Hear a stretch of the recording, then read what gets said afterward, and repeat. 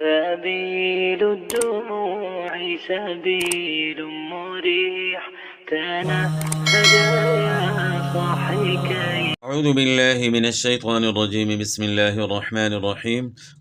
ولقد يسرنا القرآن للذكر فهل من مدکر. قرآنی حروف مفردات کی ادائیگی کی پہچان اور مشق. الف اور حمزہ کو بغیر کھینچے پڑھیں، جیسے الف حمزہ. ان کو کھینچ کر یعنی الف یا حمزہ نہ پڑھیں. اس طریقے سے یعنی کھینچ کر نہیں پڑھنا. جس حرف کی آواز کے دو حرف ہوں اسے تھوڑا سا کھینچ کر پڑھیں، جیسے ب ت ث. جس حرف کی آواز کے تین حرف ہوں اسے دگنا کھینچ کر پڑھیں، جیسے جیم عین نون. تو یہ طریقہ جو ہے نا، اسی طریقے سے حروف ہجا یعنی حروف تہجی اسی انداز سے ہم پڑھیں گے. یہ آپ کو معلوم ہو گیا کہ جس حرف کی آواز کے تین حرف ہوں اسے دگنا کھینچیں گے، جس حرف کی آواز کے دو حرف ہوں اسے تھوڑا سا کھینچیں گے. تو یہ بات جو ہے نا آپ نے سمجھ لی. تو اب آگے چلتے ہیں. اب ان کی آوازوں کو ذہن نشین کرنا ہے. الف الف، ب ت ث جیم ح خ دال ذال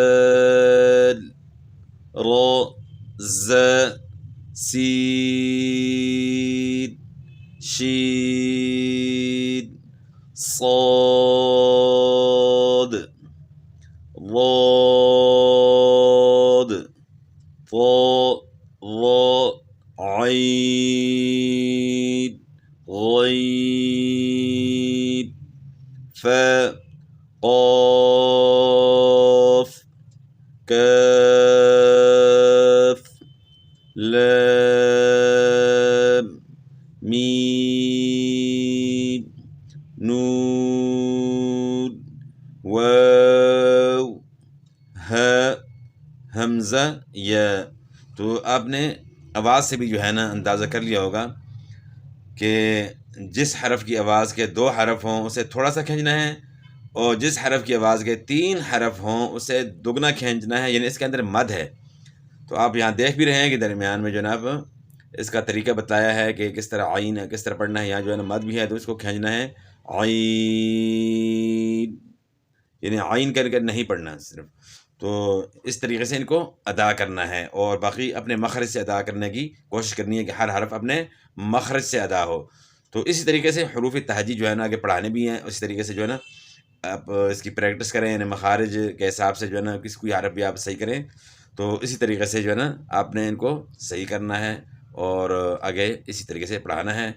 تو باقی انشاءاللہ اگلی ویڈیو میں جو ہے نا آپ دیکھیں گے. تو آج کے لیے جو ہے نا اتنا ہی کافی ہے.